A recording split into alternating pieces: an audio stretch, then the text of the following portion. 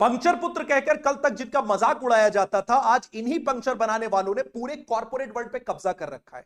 मतलब इस तरह के मैसेजेस आ रहे हैं कि कोई कह रहा है मेरे ऑफिस में 60% मुस्लिम है, कोई कह रहा है मेरे ऑफिस में 70% मुस्लिम्स हैं, कोई कह रहा मुझे जबरदस्ती नमाज पढ़ाई जा रही है, कोई कह रहा मुझे जबरदस्ती रोजा रखाया जा रहा है। ये बेचारे भोले भाले लोग अपने घर से छुप छुपाकर रोजा रहने भी लगते हैं। कहीं लेंसकार्ट को गाली दी जा रही है, कहीं महिंद्रा को गाली दी जा रही है। और जब से टीसीएस ने क्लैरिफिकेशन दिया है कि निदा खान उनके यहां एचआर की पोस्ट पर थी ही नहीं और सेक्सुअल हैरेसमेंट का केस हैंडल करने की उसके पास कोई अथॉरिटी भी नहीं थी और उनको सेक्सुअल हैरेसमेंट की कोई रिपोर्ट, कोई कंप्लेंट मिली ही नहीं है, तब से टीसीएस को भी गाली मिलना स्टार्ट हो गई है।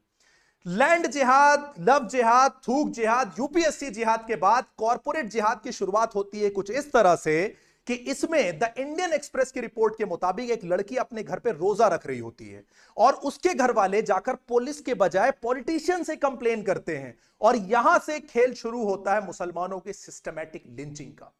जो नंगा नाच इस केस में मीडिया ने किया है और जो मुसलमानों को डिह्यूमनाइज करने का इसमें काम किया है, अंधों की भी आंख खुल जानी चाहिए कि इसी तरह का रोल प्ले किया जाता है फिक्शन मूवीज के द्वारा, लोगों की स्पीचेस के द्वारा किस तरह से मुसलमानों को बदनाम किया जा रहा है। बातें इस पर बहुत सारी होंगी। एक कहावत कही जाती है कि जब तक सच अपने जूते पहन रहा होता है, झूठ आधे चक्कर लगाकर आ चुका होता है। यही इस केस में हुआ है, लेकिन गोदी मीडिया को थूक कर चाटने की आदत हो गई है। अब ये कह रहे हैं कि क्या हुआ, वो एचआर नहीं है, तब भी उसके ऊपर इल्जाम तो है, वो भागी क्यों है? मतलब इनके हिसाब से वो आए, पहले अरेस्ट हो जाए, 10-15 दिन जेल में रहे, तब फिर ये माना जाएगा कि हां ठीक है, अब ये सही थी या नहीं थी, अब वो प्रूव करे। 9 में से एक एफआईआर में सिर्फ उसका नाम है, ऐसा कहा गया है उसके वकील की तरफ से। रिलीजियस कोअर्जन का कोई मामला ही नहीं है 9 की 9 एफआईआर में। ऐसा भी बोला जा रहा है वकील की तरफ से कि 9 की 9 एफआईआर में धर्मांतरण का कोई एग्जैक्ट मामला ही नहीं है।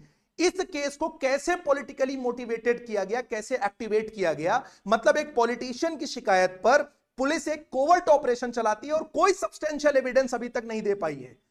वो ये तक क्लैरिफाई नहीं कर पाई कि निदा खान जो एक आरोपी है उसकी एग्जैक्ट पोजीशन क्या थी, आप कोवर्ट ऑपरेशन में वहां पे कर क्या रहे थे। अभी तक कोई सब्सटेंशियल एविडेंस आप क्यों नहीं दे पाए रिलीजियस कन्वर्जन का? और जब उसमें रिलीजियस कन्वर्जन का मामला नहीं था, 2022 से 2026 के बीच में आपने बोला, तो आप मेंशन करिए कि कितने लोग कन्वर्ट हुए इस रैकेट में।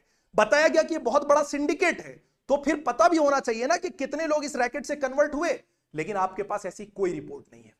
बहुत सारी बातों पे चर्चा होगी। फिलहाल इस वीडियो को ज्यादा से ज्यादा लोगों तक शेयर करें, इस केस की एक एक बाल की खाल निकाली जाएगी। पहली बार आपसे आज बोलूंगा कि मेरे चैनल को फॉलो भी करो और लोगों को भी शेयर करो, ताकि ये जो झूठ पर झूठ, झूठ पर झूठ, झूठ पर झूठ बोला जा रहा है, इसकी नकेल कसी जा सके।